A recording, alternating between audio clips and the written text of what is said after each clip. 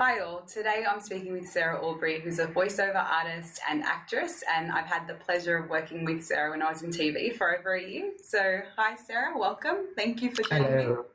Thank you for having me. Thank you, my pleasure. And I was just hoping to get you to introduce a bit about the voiceover work and a bit of a background in terms of your profession. What I do? Yes. Well, as Amelia said, I worked with her on the Style Channel. She was a promo producer, so she made the actual promos, or a promo, how would you describe that? Like the actual ad for the TV show itself, telling you what time it's on, what channel, what day kind of thing. Why to watch it, yeah. Then I come in and do the easy part, which is voicing it. I also have worked for Channel 7 for the last 12 years. I've been the promo voice there. So a promo usually is at the beginning and end of an ad break. So it'll be on Channel 7, for example, it'll be me doing On Better Homes and Gardens tonight on 7. That's me. So yeah, that's my day job. And I also do ads themselves. So I do the voice of ANZ, for example. I'm basically everywhere, but no one knows who I am, which is fabulous. What else? I also do lots of cartoon work, or have done lots of cartoon work in the past, on feature film and mostly television series. And yeah, it's one of those jobs that people don't really think about. But when you do notice it, it's sort of like a disembodied voice. So you kind of go, oh, what's a promo? And then I do the voice and people go, oh, because it's sort of in the background there. You're not deliberately necessarily kind of paying attention to it. Although once you kind of are aware of it, people do tend to pay more attention to it in terms of the actual voice. But it's amazing how it seeps into your brain there. The amount of times I've heard your voice on the radio or TV and go, oh, Sarah, it's like catching up. I know, with my Sarah friends again. talk to the TV. They don't call me, they just talk to the TV. Yeah, and you say it's the easy part when you come in to do the voiceover. I've worked in TV for a while, and hey, little pup, and so I've worked with people, and I've noticed even doing my own voicing, it's not easy, and you're really good at it. You just seem to get it on one take and put emotion into your voice. People don't realize just how much of an art form it is. So it's funny. It's one of those jobs that some people, quite a lot of people think that anyone can do it, which is, I think an interesting thing about promo producers as opposed to advertising people is that promo producers have to record their voice on it. Whereas someone's making an ad, they don't normally do it themselves. So I think a promo producer is probably more aware of how difficult it is because they have to do it in the office with everyone listening. And it's like, they actually put themselves on the line. If someone's being a bit of a dick, I'll say, let's listen to your guide read. Just and it's usually quite monotone. I don't do that very often. It would be very, very rare I have to do that. But I think nearly every actor I know thinks that they can do voiceovers. They're like, yeah, I really must get my voiceover demo done. And I'm like, oh yeah, you think you can do it, do you?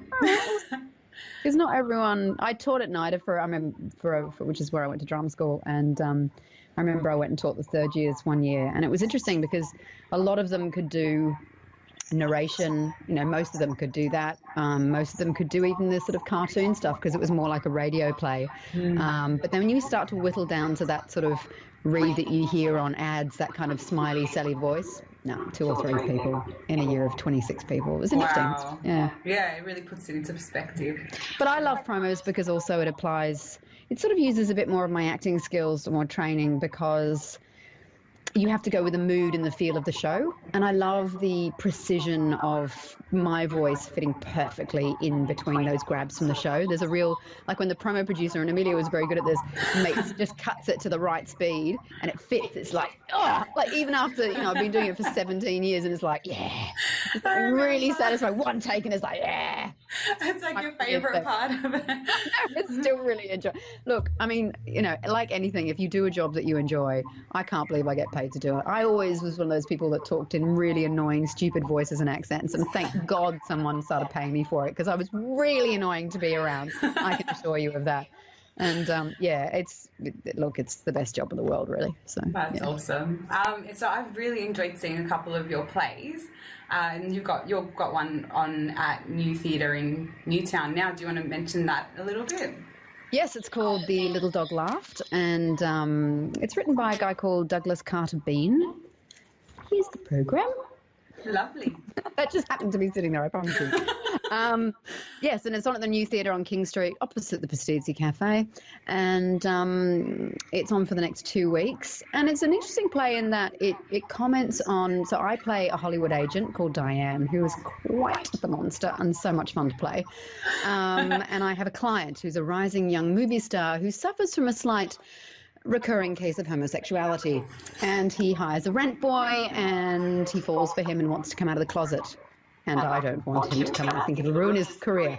So it's kind of an interesting commentary on our obsession with people's private lives, and if you do come out as gay, will it ruin your career and all that sort of stuff. But ultimately it's a comedy, and it's very, very funny. So it's worth come and see it. Come and see it, one and all. I saw it and I loved it. And I do see what you mean. Your character's quite a strong character, quite quirky and funny. Which is, I really enjoy, and you know, when I first graduated, and even at drama school, you know, I have died on stage every way possible known to man, because I always played the tragic heroine kind of thing, or the ingenue love interest kind of thing. And I really love, now that I'm older, to have found a new kind of niche for myself, because I was never really typecast. I sort of, you know, I look European, and I don't kind of fit into, and I grew up in the UK, and I probably look more like I come from there. And I don't know, I love playing someone who drives the scene and has the power and takes control of situations. And because so often women play the girlfriend or the wife or the, you know, the mother or the whore or the ingenue, you know, they're doing the virgin, you know what I mean? So it's that sort of thing. So it's really fun to play someone who keeping control as her drive, you know, and getting what she wants is the most important thing. And actually just driving the scene, being in control of everything. It's really empowering. It's great. Yeah, speaking of which, I thought at a moment when you were doing a big monologue, it was quite powerful. How do you stay in that moment and just draw people's emotion and attention without freaking out with all that attention? Well, this play, there are a lot of, the play opens with me doing a 4.5 minute monologue out there alone, directly talking to the audience. And direct audience address is quite different. Normally when you're doing a monologue in a scene, you're talking to that actor and you might sort of drift out and look towards the audience kind of thing, but you're still kind of in that scene with that person. But when you're doing direct audience address, it's more like public speaking. And yeah, it's a different beast. But I realized actually that because I was in a band, I used to really enjoy talking to the audience. I actually really enjoyed that, probably even more, as much, if not slightly more, cracking jokes and riffing with my guitarist Scotty, who's one of my oldest friends, and just talking to the audience. And really, when you sing and when you because when you're singing, you know, really taking everyone in and you can actually feel it. It's like this energy, and you can actually feel that they're listening and drawing it in and picking up on things, like someone sneezed during the monologue and I went, bless you, kind of thing. And everyone cracked up and went, oh, it's a comedy, great, la, la, la. And it just warmed everyone up instantly. And every audience is completely different. So, you know, last night we had 50 people and they were so vocal and cracking up. And the day before, quiet as mice. And it's amazing how that feeds us as well. But in terms of fear and stuff like that, look, I think nerves are a good thing. I think nerves mean that you care, and it means that you're invested. I actually don't see it as a bad thing. But I only get nervous when I feel like, say I'm going for an ad or something and you haven't had much time to look at the script. I worry about not knowing the lines enough. Whereas with this, because I have so many lines, I really drilled it. And I just felt on top of it, and I made sure, you know, before every show, I do a really good, like I do some yoga and I just do some stretching and, you know, and I do a proper, really good voice warm up. And that grounds you. Even just lying in the frickin' corpse pose, you know, for 5 minutes makes all the difference, because it just grounds you. And I just get centered and I run through all the lines and I just make sure I'm prepped enough. And I feel like if you are prepped enough, it's okay. And if you are nervous, it's funny with breathing, with acting, you just got to breathe through it. You just got to, like, not. Often when we get nervous, we sort of breathe in our chest and our breath becomes quite shallow. But if you really focus on breathing down in your diaphragm and sort of almost imagine breathing through your legs and through your stomach and through that area of your body. And if you really just take the time that when you take that breath in, you breathe more into that, and you really drive through with your thought and you keep going with that and stay on top of the idea, you're fine. You'll quite quickly get over that fear. I had the same thing when I had to do a speech at a wedding and be the best man. And I was really, really stressed about it. I was like, it's a lot of pressure. It's got to be good. But then I got, I went, everyone else was reading. And I was like, learnt mine. So I was like, I finished and my brother-in-law went, that was like stand up. And I went, thanks. I had a ball. And in the end, you just got to but I thought about it a lot. I did the prep. I did the work. And if you do the work, I think that serves you and just means that's your baseline. You know what I mean? Yeah. You won't go below that. I saw the stress, the build up beforehand, but then I finished working with you and I was curious about that process towards the actual speech. Because I literally thought about it for months. I would lie awake asleep because I was like, I'm not allowed to think about that if I'm about to go to sleep because it would just, and I just literally, and I did write it down, but I actually had it all in my head and I went, there's a couple of stories I could insert here, but I actually thought about it a long time and it really was fine in the end. Everyone was just reading. Come on, how slack is that? Learn it. Come on. So did you visualize it? Was that another thing that you did, or it was just prepping? No, I think once I saw everyone else's, I went, I'm going to kill it. That's great. And also I was like, come on, I've got all this experience. I've been an actor for 20 years. I was like, come on. My job is to, people are like, surely you'd be good at that. But it is a different skill set. But I was able to apply the skills I have to that. It was fine. Yeah, I'm grateful. Mate, there is nothing like making people laugh to, get you going and to just crack jokes. And just feed your energy. Yeah, it's really enjoyable. It's awesome. Yeah, I was going to say, was one of the things that I do with clients to help build up their grounding and comfort zone as well, stretching it, is grounding work. So imagining tree trunks even coming out from your feet and going all the way into the center of the earth.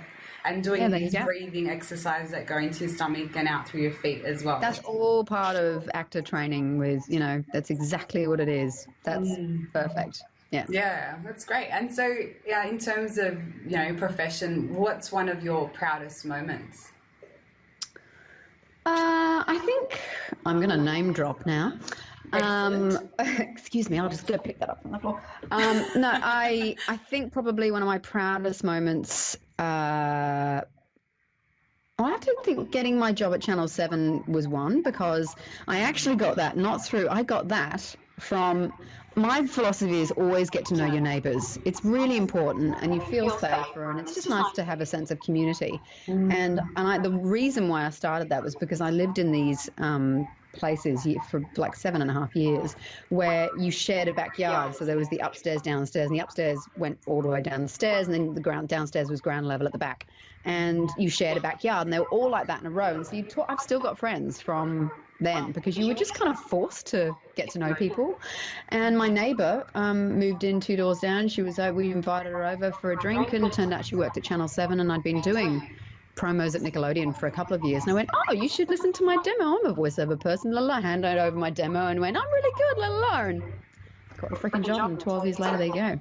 Wow. And the other one would be working on Happy Feet 2. And they brought over, I walked in and I thought I was just going to go and do a bit of stuff with George Miller and the director and just hang out and just do, half a day or something. And I was there for 3 days, and I walked in and they'd put this big parachute material down with all these microphones in a circle in this massive soundstage with just some baffling between them to sort of, stop the sound spreading. But I walked in and there's George Miller and Robin Williams chatting together, walking into the room, and I'm like, wow. And then I walk a bit further in, then there's Hank Azaria where all the food is, and then there's Elijah Wood, and then there's Sofia Vergara, who at that point had only done 4 episodes, had gone to air of Modern Family at that point. So no one really knew who she was, and she's actually, I was part of her entourage, my penguin, and so I hung out with her mostly, and really she wasn't they'd just gotten renewed for their second season, so...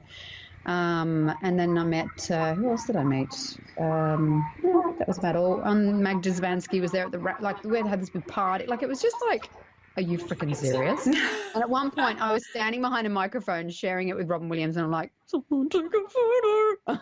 Did anyone? I cannot believe I'm being paid to sit here and do this. So sounds that amazing. That was That's pretty amazing. It's not like one or two actors. It's like, woo, No, it was just like it was, and I actually got on really well with Elijah Wood. Was very sweet as well, actually. And Robin Williams was lovely, but it was like he was just on the whole time, comedy, like it was, yeah, wow, yeah, awesome. Thanks for sharing that. I feel like I was kind of there. So, what drew you to acting, and what do you love most about it? Ooh, I've always been a creative person. When I was at school, I didn't do any drama at school. I did do visual arts, so that was kind of my way of expressing myself. But we did in English, we had to get into groups of 3 or 4 and pick a scene from, we were doing Richard II, Shakespeare, and we all had to pick a scene and get up in front of the class and do it. And of course I picked the most dramatic moment, and I played Richard II. It's the moment where he gives his crown away and then doesn't want to give it away. I know, no eye for eye must nothing be therefore perceived, and he has to give it away kind of thing. And I just like went for it. And I was like, everyone kind of went. And then I sat down, and my friend Faith leaned over and she went, "That was amazing." And my mum went to, because they never went to my parent-teacher nights, but I was sort of the opposite. I kind of got better throughout high school. And year 11 and 12, when you're sort of doing the things that you want to be doing, I really kind of enjoyed it. So I said, "Mum, you've got to go along to my, parent-teacher night, blah, blah." So anyway, she went along, and my English teacher, Mr. Ryan, said to my mum at parent-teacher night, he said, "Sarah could be an actor if she wanted to be." And that just stuck in my head, and I was like, really? Wow. And so when I went to Newcastle Uni to do an arts degree, and they didn't have drama at school. It came in the year after I left school. So I picked drama and did it. And then in that first year, this was this weird moment where my life changed forever. And it's about doing something. I've always stood by this, where you always must take yourself out of your comfort zone and do things that scare you. It's very easy to sit in your comfort zone and be like, no, say no to things. I try to say yes. Anyway, so I was down in the cafeteria, and this friend of mine came in. She said, "Oh, I just auditioned for Miss Julie." And Miss Julie is like one of the famous, it's by Strindberg, and it's one of the most famous kind of like Hedda Gabler, one of those roles. And Newcastle Uni has a really good rep. There's several people who've gone to NIDO from there. And I was like, maybe I should go and audition for it. I hadn't read it or anything. And I went, could I do that? Maybe I could do it. Screw it, I'm going to do it. So I just went, okay. And I just literally just stood up and I walked out, and there were these 2 pathways ahead of me. It's this weird moment. And I started to feel really lightheaded. And I had this weird moment in my head going, my life is about to change forever. And these 2 paths went off like this. One went up to the drama studio and one went off to the classics department, because I went to uni to do classics, really. And walked up there, and I walked in and I read this bit, and it was talking about how her dad sort of dressed her like a boy, and it was this tomboy and on a pedestal and all this sort of stuff. And I hadn't even read the play, but it just totally connected with me. And I got the part. Wow. And then I was like, from there on in, I did shows then at uni, but I was like, from there on in, I just loved it. But it took me 3 attempts to get into NIDA, so it was the end of each of those years. And it was funny because I remember my father said to me on the day before my 3rd attempt, I stayed at their place in Gosford because I lived in Newcastle, so I was making my way down. And I'll never forget it. He said, "Why are you auditioning again? You're not going to get in. Go and become a school teacher like your sister." And I just thought, screw that. No, I'm going to do it. And in some ways, when people say things like that to you, I just think it motivates me even more. I'm like, no, I'll prove you right. No, no way. No. So anyway, I got it. And I'm sure he claims all sorts of glory for that, but no, that's the thing. So there you go. Amazing. Yeah, it's easy to worry about what your parents think as well. So I think it's quite strong that you pursued it despite the unknown. Yeah. Oh, no, I learned a long time ago not to, I think I wish if I'd told myself a long time ago to not need my father's approval, I probably would have been much happier. Put it that way. Oh, amen. Yeah. It's unfortunate, isn't it? Hindsight. Approval, really, not just, your father, but, yeah, anyone's approval. Yeah. I know. Well, you did fantastically. But I think sometimes that ends up happening more in the 30s. 20s is more about figuring out who you are, and 30s is more about getting rid of other people's layers and being stronger in your grounding and what's valuable to you is. Yeah, I loved turning 30. It was, I feel like you start to get a sense of who you are and what you want, and you're more grounded, and yeah, all that stuff. Beautiful. And so what's the toughest thing about being an actress, and what do you do to, offset that? Well, to be honest, I don't really think of myself as an actor anymore. And yes, it was very tough. I mean, it's probably one of the worst jobs in the world, in one of the highest levels of rejection you ever get. So,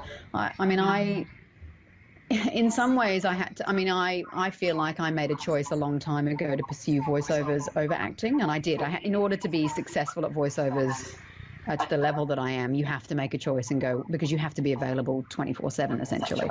So I did make a choice, and I pursued that. And I did get tired of sitting around waiting for the phone to ring and feeling like I had no power over that. And, sitting in rooms for an ad with a bunch of models and stuff like that, that's not my vibe. And with voiceovers, it's not about how you look. I could play a little old lady, or I could play, a little 8-year-old boy. Doesn't matter, you know what I mean?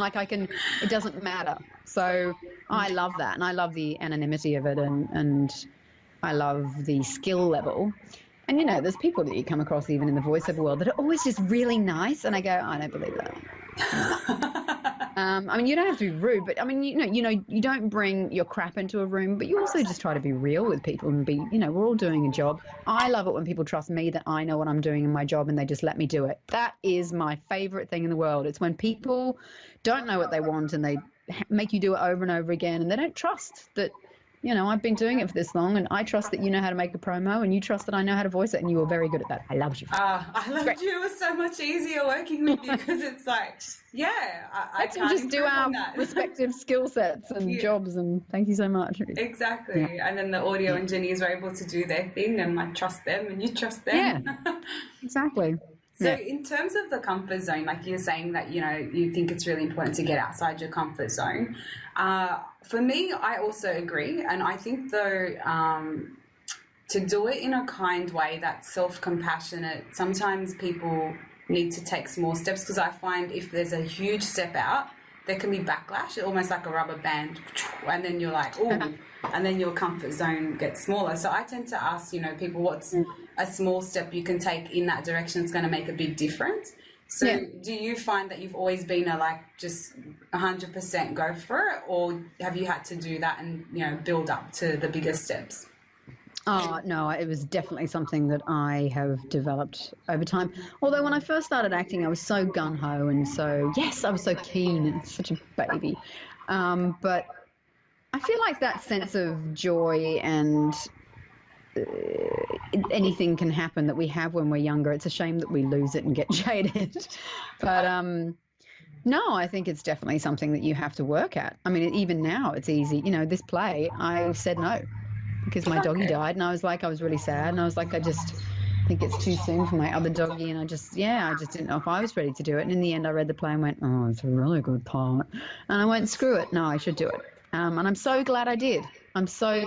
And even now, you have to always keep doing that. It's not something that you stop doing. You always have to keep pushing that level. But I mean, even with voiceovers, I had to learn people skills. I had to learn, half my job is making other people feel at ease. And a lot of the time you're meeting people out of the office, like corporate people who, they're not used to being in this creative environment, and you know what I mean? It's a whole different world that they're in.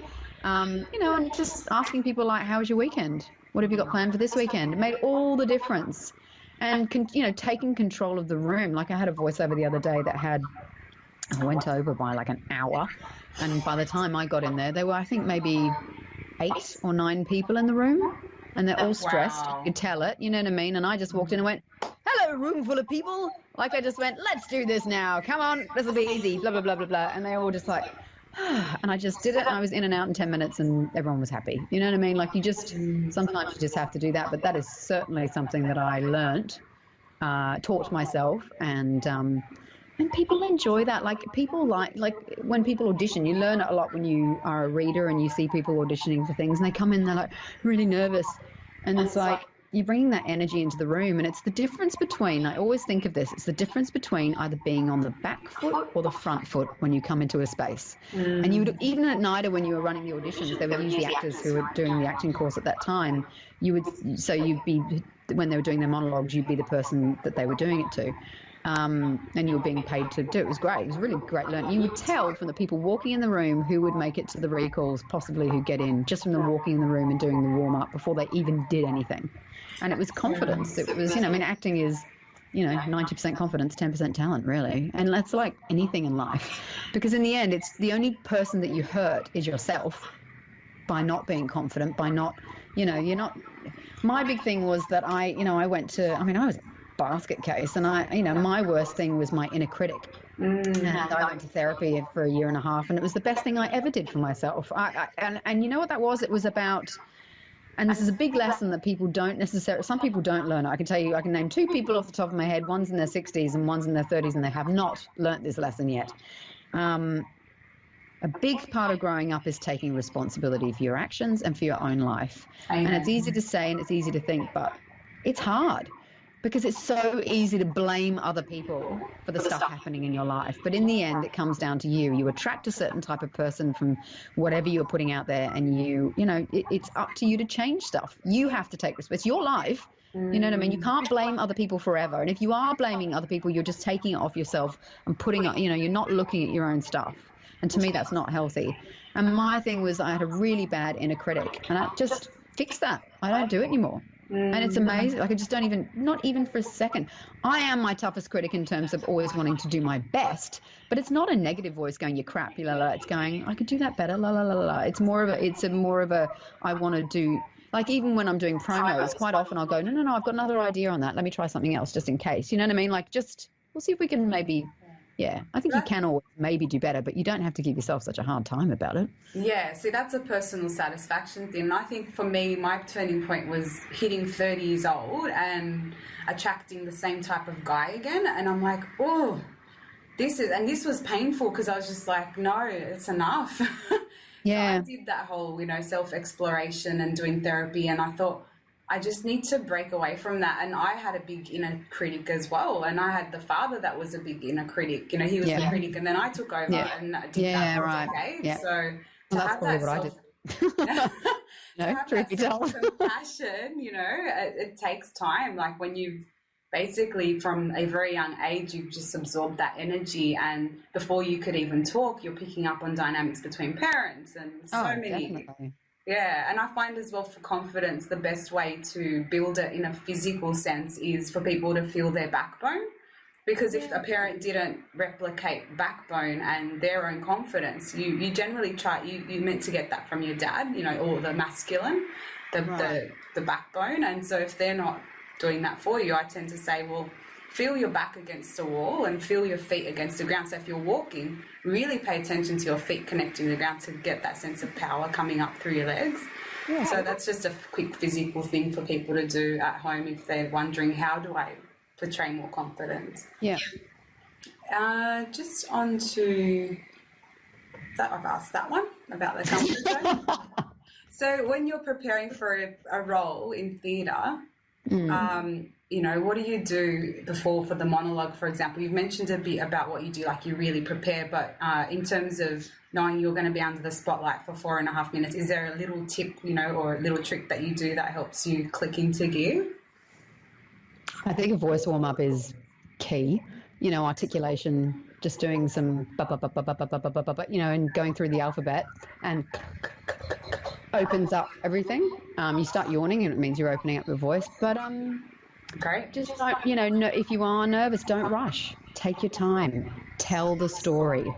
It's a great note that Alice, our director, gave us on the second preview, and it was like, oh yeah, because whoever you're talking to has never heard that story before. It's the first time they're hearing it, so take the time to explain it. You know what I mean? And they're all out there. They're on your side. Everyone's there to have a good time, and that's in any situation. They're not there to be judging you or doing whatever. Like, they want to hear what you have to say. So remember that. I love that. That's fantastic. And in the early days when you did have more stage fright, what helped then? Well, it was funny. I didn't really have stage fright, but I did have a moment at drama school. It was the first show of third year, and it really shook my confidence. I just blanked. I completely blanked, and I was on stage with two people I did not get on well with in my year, and they did not help me, and I was just out there alone. And it shook me, absolutely shook me, blank. You could have asked me my name in that 10 seconds. I couldn't have told you. It was really frightening. So I really did left alone, isolated, like having that support. Horrible. That's quite terrible. Luckily, I was playing a really stoned character, so everyone thought it was hilarious and kind of it was okay. But the character got.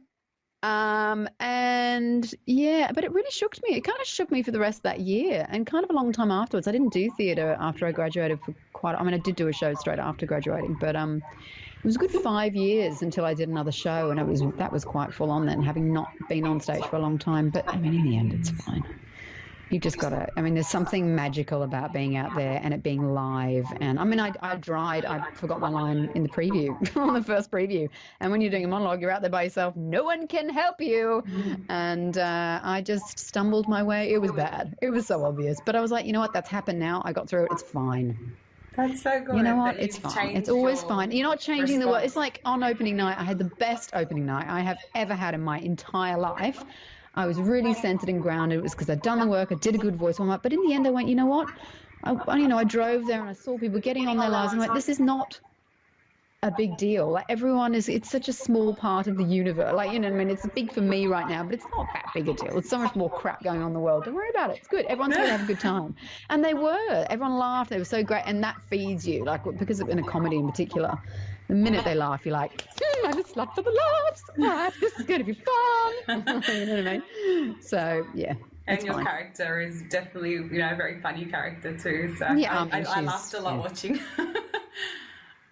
She's a monster. No monster, yeah, but a lovable monster, strangely. A lovable monster. Yeah, so very funny. Like I said, I've worked with you for over a year in the past, and you're a straight shooter, and you're incredibly sweet, and you're confident. You come across confident. You know what you're doing. Yeah. What would be the most important thing you've done that's helped your confidence in life? You may have already touched on it. Well, it's funny, like when you're talking about acting and, I kind of made a choice to follow voiceovers, and I had to put my ego aside because when I graduated from IDO, I thought I would be the next Judy Davis kind of thing, and it didn't happen, and I found something that I was really good at. I used to be a kid who used to play with tape recorders and, that sort of stuff, and used to love that. And I think I always felt really confident with voiceovers, and I always had this, which I never felt that confidence with acting in a way. Like, there's so much competition, there's so many people, and because they're two different industries in a way, because voiceovers are about advertising and selling, and in that industry, everyone's selling stuff. So you can kind of be really like, hey, you should listen to my voiceover demo. It's very good. And they love that. Whereas in the Australian acting industry, and maybe in America that would work, but here it just doesn't quite. People don't really like it. They feel like you're being pushy and you're trying to do a casting agent's job for them or something. I don't know, not necessarily casting agents, but I don't know. I feel there's a bit, the tall poppy syndrome, that sort of stuff. I think so, yeah. Yeah, and I think it was, just getting older and being comfortable in my own skin. And therapy was a massive part with my own confidence because I used to, have an inner critic, as I said, and put expectations on people, and I don't do that anymore. I'm still a glass half full person. I am essentially an optimist, but I don't have, my expectations are usually pretty low on things because what's the point? Because I don't know how things are going to turn out. You know what I mean? It's beyond anything bad that happens is always beyond my control. There's nothing I can do about it. You can be upset about it, but it's like, well, in the end, like I lost everything on my computer like a year ago. Everything. 10 years of my life. It was more the pictures of my dogs that I had a time machine backup that failed, and it was a known problem with my Mac, but Mac didn't tell me about it. Anyway, so the hard drive went and the time machine failed, and I lost everything, and I was, my girlfriend just went, wow, you're really fine about it. I was like, well, what can I do? Like, there's nothing I could do. I took it to a place, they said, no, sorry, there's nothing I can do. I was like, well, crap happens, so, like, what are you going to do? And I think... Wow. I always think as well, in terms of confidence, if it's good enough for a man to do, it's good enough for me to do. I always think just because I'm a woman doesn't mean that I can't do it as well. I've always had, and, you know, I'm not someone who hates men. My two besties are male, you know, straight men.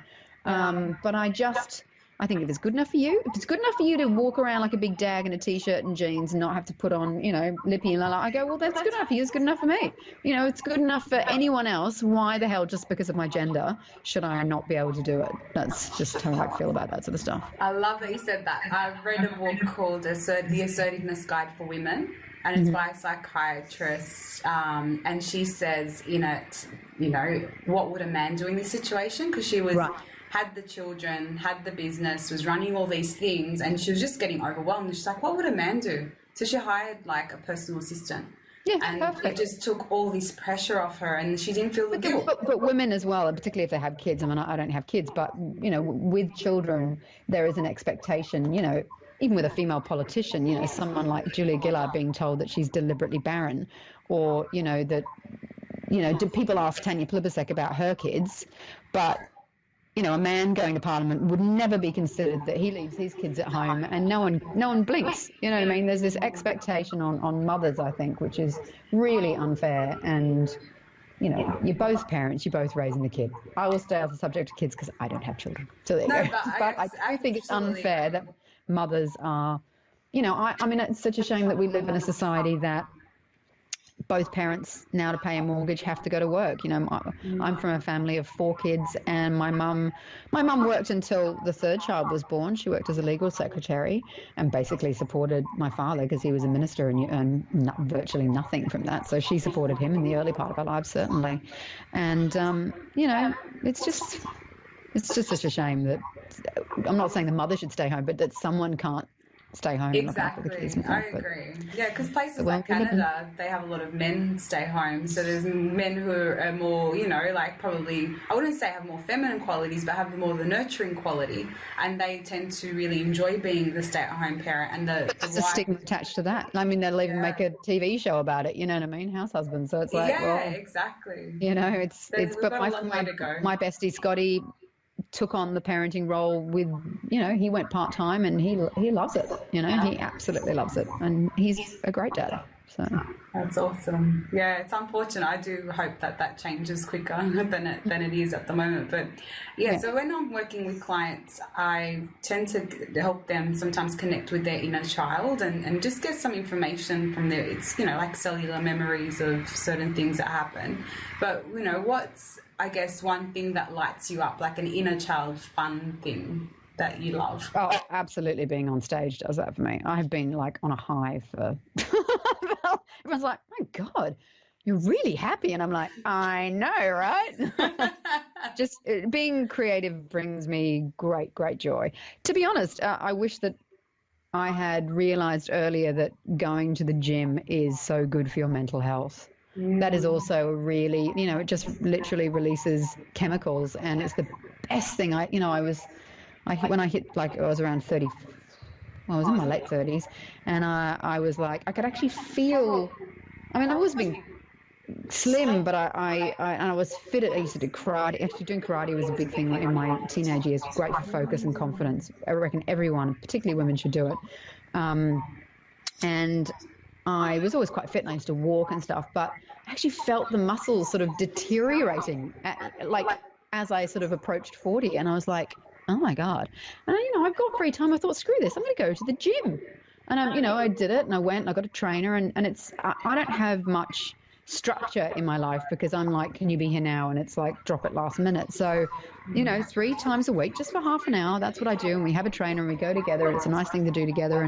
And it's as important for my mental health as it is for my physical health. And it's the best thing I ever did for myself. It's like therapy because it releases, you know, those endorphins, and just you feel strong, and you can apply, you know, doing weights and not being frightened to go in the weights room where all the men are, and just, yeah, go for it, you know, and really get into it and build strength. And then when you pick up those shopping bags and you go to the shops, you feel, you know, you can pick them all up and you use your core, and you're like, yeah, bring it, fire it out, you know.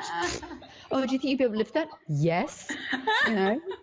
And it's like, I think that's, I wish I'd known that years ago, in my 20s in particular, when I was doing this instead of doing this, or I could have done it at the same time, you know what I mean? Absolutely, yeah. Yeah, I love the gym, and I love I go once a week to the gym because I like to dance as well. So I go and do Zumba. I like to mix it up. So that's good for the brain. That's good for the soul. Yeah. Oh, and you know, anything to do with the legs and the ground and like that energy, it's quite a good way to release creative energy and frustration and all that kind of stuff, all that good stuff. So knowing what you know now, what advice would you give your teenage self?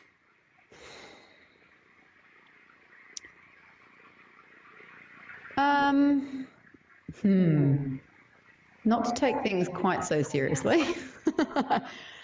I think I just wish I had known then that my father was a narcissist, and if I had been able to put a name to it, I would have realized that a lot of the issues that I had were not me, it was what he was doing, and not to need his approval. I think that had such an overarching effect on my youth and my 20s that if I had known that, even if I could have just put a name to it and realized that it wasn't necessarily me, it would have made a massive difference to myself.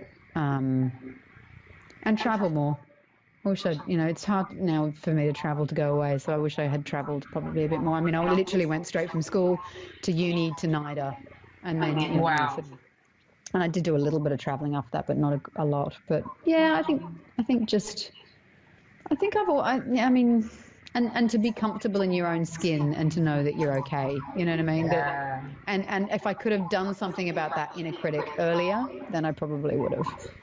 Of course, you just don't know. But I did do something about it. So, I mean, a lot of the things that were issues I did resolve. But yeah, I think that. Yeah. Yeah, and I wished I had reached out to an adult that I felt like I could trust to talk about things. I just felt like, I've just got to deal with all of this stuff, and you're not like, your brain's not formed enough. It doesn't fully form till you're 25. So the fact that you're just carrying all this stuff and you don't know where to go, and I wished I had an adult that I could trust that wasn't my parent, that I could just reach out to and go, hey, I'm having a hard time, what do you reckon? I didn't realize that about 25. I mean, I think that was pretty much exactly when I went to therapy. At that age, which is interesting. Yeah, I just maybe not be so hard on myself. But, you learn these things. You can't, Yeah. Well, I just think for any teenagers that might be watching now, so hopefully they're It gets better, is what I say. It gets better. And also, I grew up in the church, and being gay was, I didn't tell my father that I was gay for 10 years, but that was mostly because my mother didn't want me to tell him because he would take it out on her. And then I didn't tell him until I was cool with it, but I wasn't cool for a long time because of growing up in the church and, of course, it's wrong or whatever, it's a sin and blah, blah, blah. But I think just coming to terms with that you're okay. Like, you're all right. Like, there's nothing wrong with who you're you, and you're a good person. You know what I mean? Like, just being kind to yourself. Yeah. Because so often we're not kind to ourselves, and that even though things are crap today, it will get better. Up and at 'em. That's what I say. Up and at 'em, and onwards and upwards. Like, whatever the terrible thing is happening, it will get better. And things, as my mother says, it too shall pass, and it's true. Time does heal everything. Like, I know that when you're a teenager, it feels like the end of the world every day with stuff that happens. But it's all right. And you feel everything because you're feeling it all. You're feeling all this stuff for the first time. And so it's because the first time with anything always feels the biggest. Like when you fall in love, when you get your heart broken, all those things, the first time is always the worst. But I think I remember reading something about Saturn returns and that you experience the same emotions, by the time you're 7 or by the time you're 14, by the time you get to your Saturn returns, you've kind of experienced everything that you will experience. And that things that aren't right in your life when you're around that 27, 28, tend to fall apart and go to crap because you're not on the right path or you haven't done the right thing. And that's true. That does happen. It's you just see it happen over and over again with people. It's like the third time. Whether it's, with me it was love, and it was the way I was behaving in relationships and my expectations on things. And that's, a big part of, what I tried to amend. But, my career side of it was fine because that was fine. You know what I mean? So it's just usually the things that just need to be sorted. Flipped. Yeah. So what's your definition of a confident woman? Of a what, sorry? A confident woman. I can hear a bit of a talk back, sorry. I have a confident woman. I think someone who doesn't really give a crap about what other people think. You know what I mean? That lives with integrity and lives the life that she wants to. Is personally, for me, it's being financially independent, and that's just my thing. Not being beholden to someone else. That's kind of my bag. But that's not necessarily. If you've got kids, you have to. That's not fair. But I think just being not worrying too much about what other people think, because trusting that what you have to say matters and is just as important as what other people say. And, of course, listen to what other people are saying, but what you say matters just as much as anybody else. Yeah. And going for it, there's nothing sexier than seeing someone doing something they love and doing something that they enjoy and following their heart and their dream and doing that. Oh God, I sound so ridiculous. But just 100%. 100% agree. Doing what they love and doing it well and just enjoying it and not being afraid to fail, but being present in the world and that to me is a confident person. It's funny, when I did self-defense, when I used to teach it, it was the people that get attacked on the street quite often are the person who's clutching their umbrella, walking along and looking around, they'll go for that person. But the person walking along with their head held high and strolling down the street, no, they'll leave them alone. Yeah, I get my inner princess warrior out, my Xena. When I'm feeling unsafe. I have a 9-year-old niece, and what I love right now is that, a movie like Star Wars, The Force Awakens coming out and having a main female character who the guy tries to grab her hand, she's like, she can completely look after herself. A role model for a little girl like that, I'm really excited, and I just hope it continues and we don't make a big deal about there being a female lead now. It just happens and we don't make a big freaking deal about it.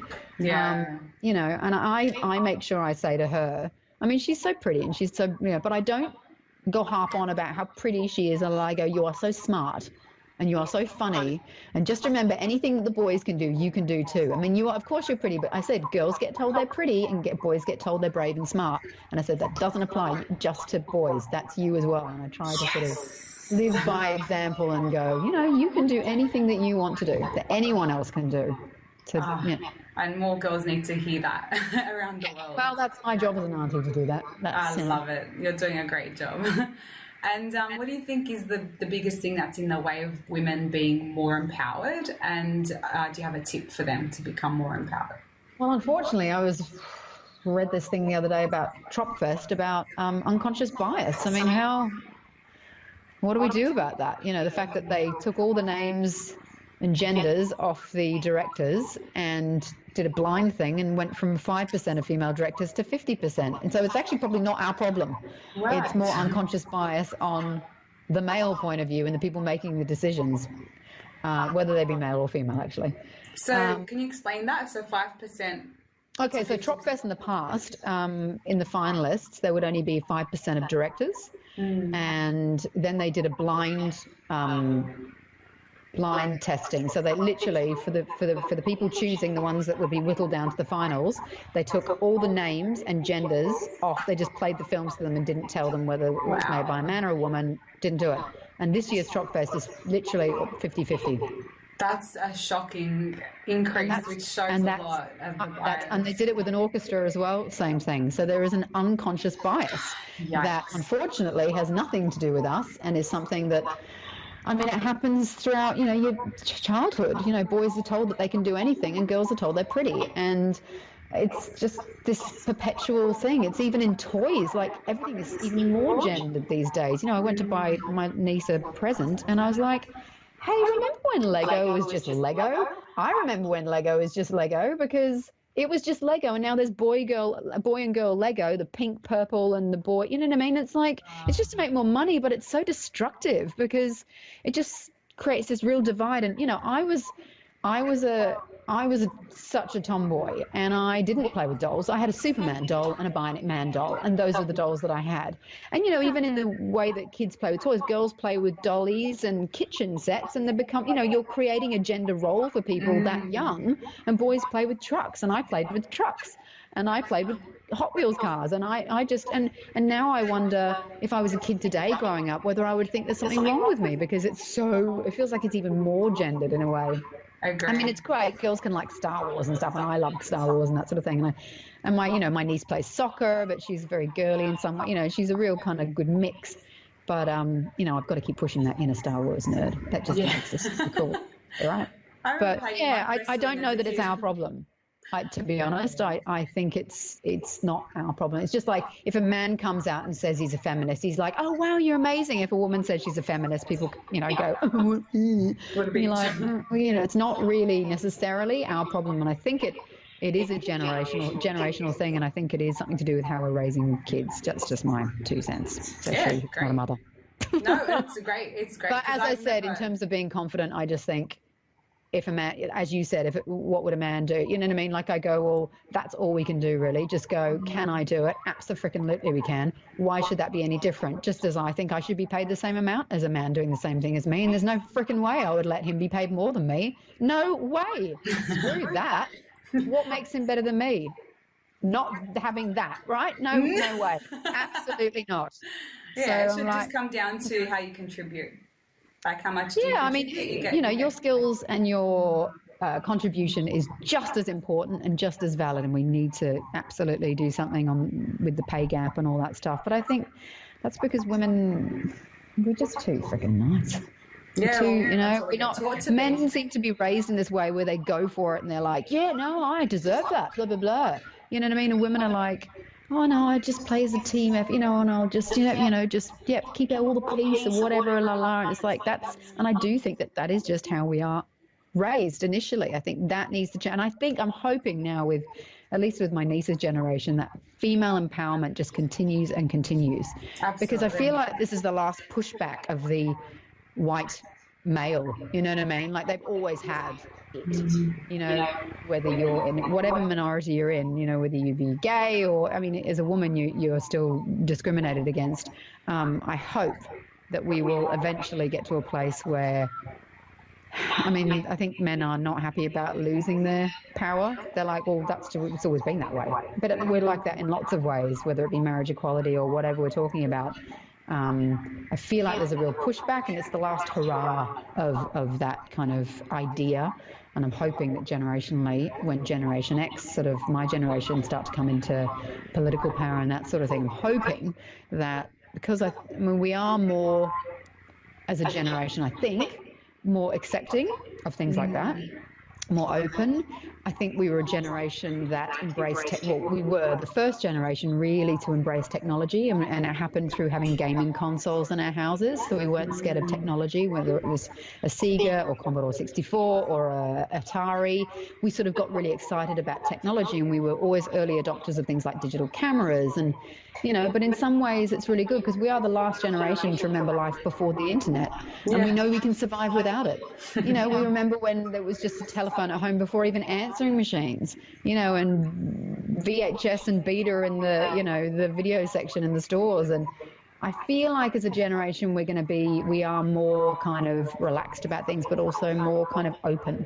And I'm hoping that we will see a change in the future for women and for lots of things when we get into power. Amen. And, you know, innovation comes from creativity, and that tends to be more of a feminine quality. I'm scared of technology, and I hope we maintain that, not being scared of things. I mean, there's nothing worse than being left behind, you know, and I think, you know, I don't have kids, so there's no one going to be there to show me how to use an iPhone, or to, you know, with my mum and teaching her how to text and use Facebook, but she loves that stuff, you know what I mean? She really, you know, it doesn't rule her life like it rules mine, but you know, she loves doing that, and she stays connected to people that way and enjoys it. So I hope that I will always try and be curious. Yeah. Awesome. My dad's ruled by his iPad now. He's so excited. I said to my mum, I went, Mum, she went, oh no, like I'd given her an iPad anyway, and she's like, I said, she was so resistant to the iPhone. I went, Mum, you get that it's just a mini iPad, right? You just got to learn how to text on it and take a phone call. Oh, wow. And she was off. She was great. Loved it. So I guess if there's one main takeaway for people watching, what would you like it to be? There's been so many, valuable tips. I would say, what would I say to that?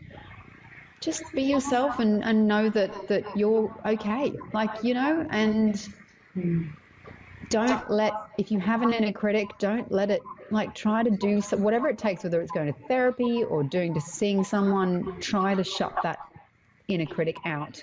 Because in the end, the only person that you're hurting is yourself. It's not doing anyone else any favors. And usually what we're thinking about, no one else around you is thinking about. You might think you're worrying what other people think. Don't worry about what other people think of you. That's probably what I would say. Don't worry about what other people think of you. It's your life. It's the only one you've got. Make the most of it, because in the end, take responsibility for your actions and get out there and do the thing. That little voice of truth in the back of your head that you often ignore? That's what the truth is. Don't ignore that voice. That thing that you've been meaning to do, or that thing that, you think, oh, I should do that. Do it. And do things that scare you. Get out of your comfort zone. Yes. And that's what I do. I help people do with life coaching and also the inner critic. People think they're doing it, it's protecting them. By having the inner critic, it's the opposite. Yeah. It makes life smaller and comfort zone keeps shrinking. Yeah. And finally, do you have a favourite quote? Well, as I said before, Up and Atom. I always like that one because it's like, here we go. And onwards and upwards if it's, things are crappy. My mum always had some good ones. She said, wear things that suit you, not necessarily what's trendy. Nice. And don't blow your own trumpet, which was always an interesting one, which is probably quite true. Sometimes you can get away with it. Maybe because your dad was a narcissist, you're sick of hearing him talk. Well, but, I don't know. Always don't try to say yes. I remember years ago a friend said to me, gee, and I was talking about things that I wouldn't do. And she said, you really define yourself by the things you won't do. And that stuck with me. And I thought, that's not right.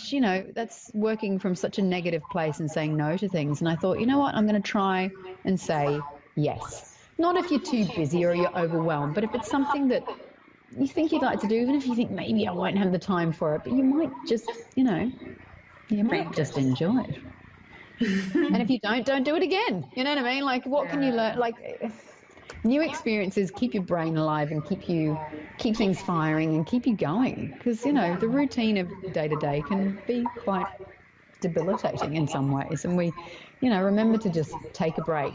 Take a weekend away if you can. Go somewhere different you haven't been before.